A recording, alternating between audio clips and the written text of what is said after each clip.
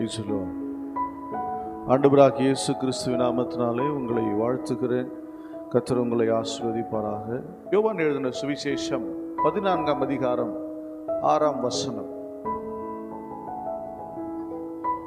அதற்கு இயேசு, நானே வழியும் சத்தியமும் ஜீவனுமாயிருக்கிறேன்.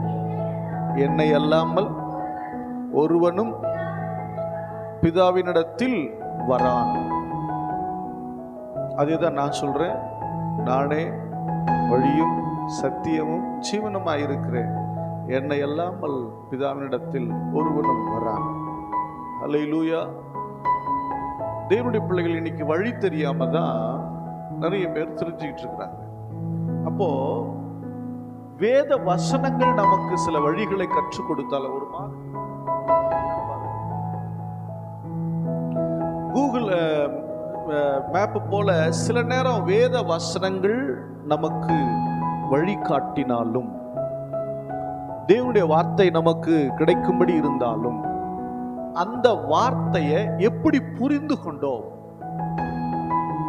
எப்படி அதை கற்றுக்கொண்டோம், how to listen, அதை எப்படி கவனிச்சோம், எப்படி பார்க்கணும், அதை ரொம்ப முக்கியம்.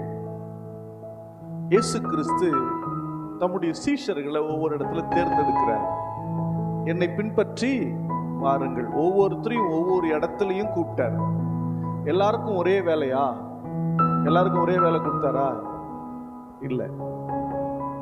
ஒவ்வொருத்தருக்கும் ஒவ்வொரு விதமான வேலை, ஒவ்வொருவருக்கும் ஒவ்வொரு விதமான காரியங்களை வச்சிருந்தார். அன்பு தேவனுடைய பிள்ளையே, தேவனுடைய வழியை வசனத்தின்படி ஃபாலோ பண்ணோம் கட்டாயமாக. ஆனால் அந்த வசனம் என்ன சொல்லுகிறது அப்படிங்கிறது ரொம்ப ரொம்ப முக்கியம். வசனத்துடைய நோக்கம் புரியாமல் ஓடிக்கிட்டே இருந்தோம்னா என்ன செய்ய முடியும்? மோசேயினுடைய அண்ணன் ஆரோன் என்றவர் இருந்தார். அவனுக்கு 3 பிள்ளைங்க, நாதாப், அபியூ, இத்தாமர். 3 பேர், 3 பிள்ளைங்க. அன்னைய காலங்களில் ஆசரிப்பு கூடாரத்தில் 3 பிள்ளைகளும் யாரோட பணி செய்யணும்னா ஆசரிப்பு கூடாரத்தில் வேலை செய்யணும். அந்த வேலை செய்யும்போது அவங்களுக்கு எல்லாரும் குல்லா, ட்ரெஸ்ஸுக்கு எல்லாம் கொடுத்துருப்பாங்க. அந்த பலிபீடத்தில் ஒரு அக்கினி இருக்கும், ஒரு அக்கினி இருக்கும். அந்த அக்கினியில தான் என்ன பண்ணுவாங்கன்னா ஆடு மாடு பலி செலுத்தி அதில் தான் என்ன பண்ணுவாங்க? தகனம் பண்ணுவாங்க. அதில் தகனம் பண்ணுவாங்க. அப்போ அதில் தகனம் பண்ணும்போது அந்த அந்த தகனம் பண்ணுறத தேவனுக்கு பலி செலுத்துவாங்க, எல்லாம் நடக்கும். திடீர்னு ஒரு நாள் இந்த நாதாபும் அபியூவும் என்ன செய்தாங்க தெரியுமா? வெளியிருந்து ஒரு நெருப்பை கொண்டு வந்து பலி செலுத்தினாங்க. இது கர்த்தருடைய பார்வைக்கு பிரியம் இல்லாமல் இருந்தது. ஏன்? வெளியிருந்து வருகிறதும் நெருப்பு தான், உள்ள எரிகிறதும் நெருப்பு தான்.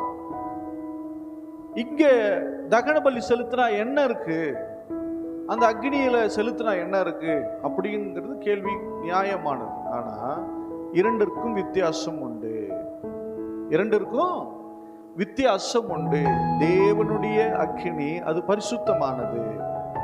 அல்லேலூயா. அதுல கொண்டு வந்து இதை மிக்ஸ் பண்ணக்கூடாது. எதை மிக்ஸ் பண்ணக்கூடாது? வெளியே இருக்கிறத கொண்டு வந்து மிக்ஸ் பண்ணக்கூடாது. நிறைய மக்கள் தேவனுடைய வார்த்தையில வாழ்வதற்கு பதிலாக தேவனுடைய வார்த்தையில வச்சுக்கிட்டு வெளியிருக்கிற உபதேசங்களை கவனிப்பாங்க. அப்போ தேவனுடைய பிள்ளைகள் கவனிக்கணும், வெளியிருக்கிற கண்ட டெக்னிக்ஸ் எல்லாம் விசுவாச வாழ்க்கையில கொண்டு வந்து சேர்க்காதீங்க. அது வேறு, இது வேறு. அது வேறு, இது வேறு. தேவனுடைய பிள்ளைகளுடைய வழி, தேவனுடைய வார்த்தை உத்தமமானது, தேவனுடைய வார்த்தை மேன்மையானது.